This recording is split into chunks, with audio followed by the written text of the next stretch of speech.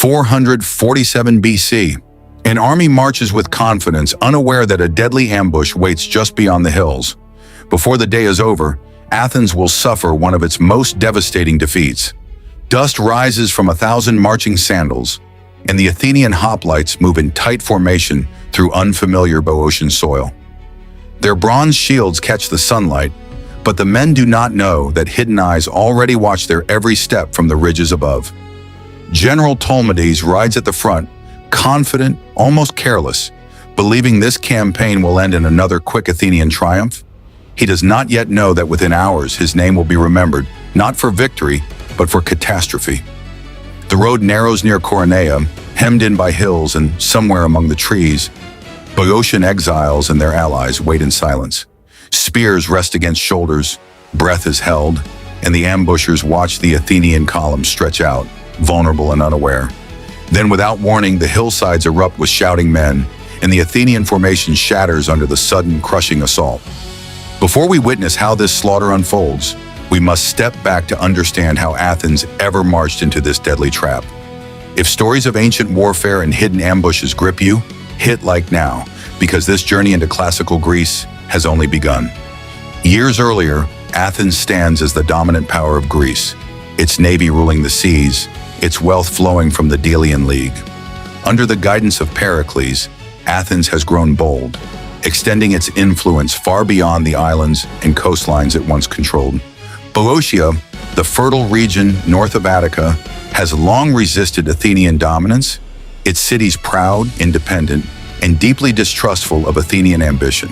Thebes, the largest Boeotian city, remembers old rivalries, and smaller towns like Chaeronea and Orchomenos guard their autonomy fiercely. Years before, Athens had imposed democratic governments on several Boeotian cities, installing leaders loyal to Athenian interests rather than local tradition. This arrangement breeds resentment, and beneath the surface calm, exiled oligarchs plot quietly for the chance to reclaim their homeland. These exiles, driven from their cities by Athenian-backed governments, gather support among sympathetic Boeotians who chafe under foreign control. Whispers spread through market squares and farmhouses alike. Whispers of rebellion, of striking back before Athens tightens its grip further. Subscribe now if you want to follow this slow-burning rebellion as it grows from whispered plots into open, bloody defiance. The exiles begin to act, seizing the town of Orchomenos, driving out the Athenian-friendly government, and declaring their independence from Athens. Soon after, Chaeronea falls as well, its people rising to support the returning exiles, emboldened by the momentum of rebellion. News reaches Athens quickly, carried by frightened messengers who describe Boeotian towns slipping from Athenian control one after another. The Athenian assembly reacts with alarm, for losing Boeotia threatens not only prestige, but the very security of Athens's northern frontier. Pericles, ever cautious, urges restraint, warning that striking too quickly into hostile territory risks disaster far greater than the current unrest. But Ptolemades, ambitious and confident from past victories, argues for immediate action, believing swift force will crush the rebellion outright. He requests a small but capable force, insisting that speed and decisiveness will succeed where hesitation might allow revolt to spread. The assembly, swayed by his confidence and reputation, grants him roughly 1,000 hoplites, alongside allied troops from other cities. Pericles reportedly warns him against acting rashly, cautioning that overconfidence has ruined greater commanders than Ptolemades on unfamiliar ground. Ptolemades, however, dismisses these warnings, certain that his previous successes prove his judgment sound and his enemies unworthy of true fear. He gathers his men swiftly, distributing orders, checking weapons, preparing shields, and readying the column for the march into Boeotia. The hoplites, heavily armored infantry, carry bronze helmets, large round shields, thrusting spears, and short swords for close, brutal combat. Their armor gleams under the Attic sun, but beneath the polished bronze, many young men feel the quiet weight of uncertainty. Some have fought before, others have not, yet all trust in the discipline of the phalanx, the wall of shields that has never failed them. If you find yourself imagining the sound of marching feet and clinking bronze, Comment below and tell us what you picture most vividly. The army departs Athens, moving north along dusty roads, past olive groves and quiet farmsteads, unaware of the storm gathering ahead. They cross into Boeotian territory, the landscape shifting from familiar Attic hills to unfamiliar valleys, thick woods, and narrow mountain passes. Local guides, uncertain in loyalty, lead the column forward, though whispers already travel faster than the army itself through Boeotian villages. Word of the Athenian advance spreads to the exiles, who quickly rally support from Locrians, Euboean exiles, and other discontented factions. These allies share a common enemy, Athenian dominance, and together they begin planning not open battle, but something far more calculated. They choose the terrain carefully, selecting the region near Coronea, where hills rise sharply and forests offer perfect concealment for ambush. The plan is simple yet devastating. Allow the Athenians to advance confidently, then strike suddenly from higher ground before they can react. Meanwhile, Ptolemades recaptures Coronea after a brief struggle, garrisoning the town and feeling his confidence grow with each small success. He believes the rebellion is already crumbling, unaware that this apparent victory is drawing him deeper into carefully prepared enemy territory. Leaving a garrison behind, he marches his remaining force toward Coronea, eager to crush any remaining resistance before returning home victorious. The days grow tense as the Athenian column moves further from supply lines, deeper into hostile land, surrounded by silent, watching hills. Scouts report nothing unusual, yet the stillness itself feels unnatural, the kind of quiet that often precedes sudden and violent chaos. Like this video if the tension is already building for you, because what happens next changes the course of Greek history entirely. The combined Boeotian forces, along with Locrian and exile allies, take their positions along the ridges overlooking the road to Coronea. They wait patiently, spears ready, shields braced, watching the dust cloud rising in the distance that signals the Athenian approach. Ptolemades leads his men through the narrow valley, confident, unaware that hundreds of enemy warriors watch from the surrounding high ground. The Athenian formation stretches thin along the path, hoplites marching shoulder to shoulder, their attention fixed forward rather than upward. Sunlight glints off spear tips hidden among the trees, though no Athenian eye catches the subtle, deadly movement in the shadows. Then at the perfect moment, a signal is given, and the hillsides explode with warriors charging down upon the exposed column below. Shouts erupt across the valley, Boeotian and Locrian warriors surging forward with spears lowered, catching the Athenians completely unprepared. Panic ripples through the Athenian ranks as men scramble to form defensive lines against an enemy, attacking from multiple directions at once. The tight discipline of the phalanx, so effective on open ground, becomes a liability in this narrow, chaotic mountain passage. Spears clash against shields, screams fill the air, and the once orderly Athenian column collapses into desperate, disorganized struggle. Ptolemades shouts commands, trying to rally his men, but the sheer suddenness of the assault leaves little room for coordinated response.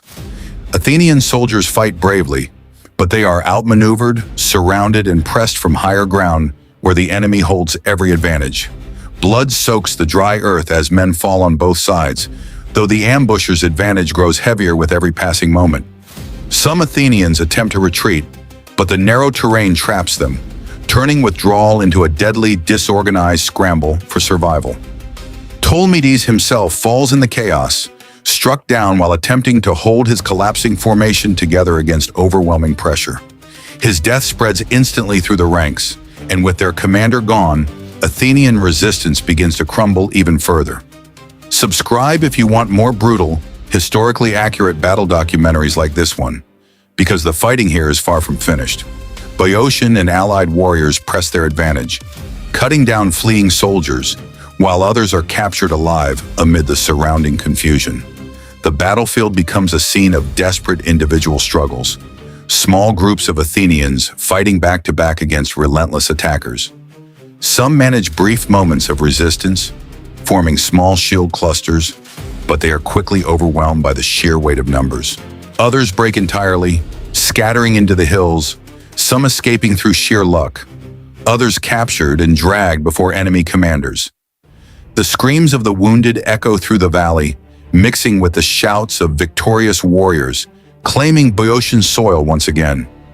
Dust and blood mixed beneath trampled feet, and the once proud Athenian column now lies broken across the narrow mountain path. Many Athenian soldiers are taken prisoner, their weapons stripped away, their fate now dependent entirely on the mercy of their captors. Among the survivors, fear and confusion dominate, as men realize their commander is dead and their army has been utterly shattered. The ambush, planned with patience and precision, achieves exactly what its architects intended: a swift, total collapse of Athenian power in Boeotia. As the fighting dies down, the surrounding hills fall eerily silent once more, broken only by the moans of the wounded below. Boeotian leaders move among the captives, understanding that these prisoners now hold immense value in negotiations with a humiliated Athens. Word of the disaster spreads quickly, carried by fleeing survivors who stumble back toward Athenian territory with grim, desperate news. If this level of historical detail fascinates you, share this video with someone who loves ancient warfare as much as you do. In Athens, the news arrives like a thunderclap, shattering the confidence that had sent Ptolemies marching so boldly into Boeotia. The assembly reels in shock, for the loss of an entire army is not merely a military defeat, but a political catastrophe. Pericles, who had warned against this very campaign, now faces the painful reality of having his caution proven tragically correct. Athenian citizens mourn the dead, many of whom were young men from prominent families. Their loss felt deeply across the city. The captured soldiers become bargaining chips, and Boeotian leaders make clear that their release depends on Athenian withdrawal from the region. Faced with no viable military alternative, Athens is forced to accept humiliating terms just to secure the return of its captured citizens. Athenian garrisons withdraw from Boeotian cities, abandoning the political influence they had built over more than a decade of control. The democratic governments installed by Athens collapse, replaced once again by local oligarchic rule favored by the returning exiles. Boeotia, once firmly under Athenian influence, now stands independent, unified against outside control, and deeply distrustful of Athenian intentions. This single defeat reshapes the balance of power across central Greece, ending Athenian ambitions of controlling the Boeotian League by force. Sparta and its allies watch closely, recognizing that Athenian vulnerability on land offers new opportunities to challenge Athenian dominance elsewhere. Comment below if you believe this defeat changed the course of Greek politics more than most people realize even today. Within a year, Athens finds itself negotiating broader peace terms, eventually leading to the 30 Years' peace between Athens and Sparta. This treaty formally acknowledges Athenian withdrawal from mainland territories beyond Attica, solidifying the painful lessons learned at Coronea. Historians studying this period recognize the battle as a turning point, marking the limits of Athenian land power despite naval supremacy.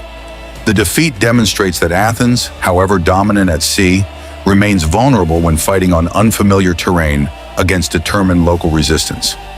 Boeotian unity, forged through shared resistance to Athenian control, strengthens the region's identity and its future role in Greek affairs. Thebes, in particular, gains renewed influence, benefiting from the collapse of Athenian-backed governments across the Boeotian countryside. For Ptolemies, history remembers a commander whose overconfidence led not to glory, but to one of Athens's most humiliating defeats. His death at Coronea becomes a lesson repeated by later Greek historians, a warning against underestimating unfamiliar enemies in terrain. The ambush itself becomes a study in tactical brilliance, showing how smaller, coordinated forces can devastate a larger, disciplined army. Even centuries later, military thinkers examine Coronea as an example of how terrain and surprise can overturn seemingly certain victory. If you want more deep dives into ancient battles that shaped the future of Greece, make sure you are subscribed for what comes next. The valley near Coronea, once filled with screams and clashing bronze, eventually returns to quiet fields and rolling green hills. Farmers in later generations till soil that once ran red, unaware of the desperate struggle that unfolded there centuries before. Yet the memory endures through ancient texts, preserved by historians who understood the significance of this brief, brutal confrontation. The battle reminds us that even the mightiest powers can fall swiftly when confidence outpaces caution and pride outweighs preparation. Athens would recover, rebuild, and continue its rivalry with Sparta. But Boeotia would never again fall so easily under its control. The Boeotian League solidified its independence, ensuring that future conflicts between Greek powers unfolded on a very different political landscape. Ptolemaids marched north expecting an easy campaign, seeking to silence rebellion swiftly, confident his experience guaranteed inevitable victory. Instead, hidden warriors on quiet hillsides delivered a lesson that would echo through Greek history for generations to come. The Battle of Coronea stands as a reminder that even brief encounters can alter the fate of entire nations forever. It teaches us that unity, patience, and knowledge of one's own land can overcome even the most confident invading force. Boeotia's resistance, born from years of quiet resentment, exploded into one decisive afternoon that redefined power across ancient Greece. The blood spilled that day secured independence for a region determined never again to submit quietly to outside domination. And so, from a single ambush in a narrow mountain pass, the fate of Athenian ambition in Boeotia was forever sealed. If this story of pride, ambition, and sudden downfall moved you, like this video, leave a comment and share it with others. Subscribe now for more cinematic journeys into the battles, betrayals, and turning points that shaped the ancient world we still study today. The Battle of Coronea may be brief in the pages of history, but its consequences echoed far beyond that single bloody afternoon.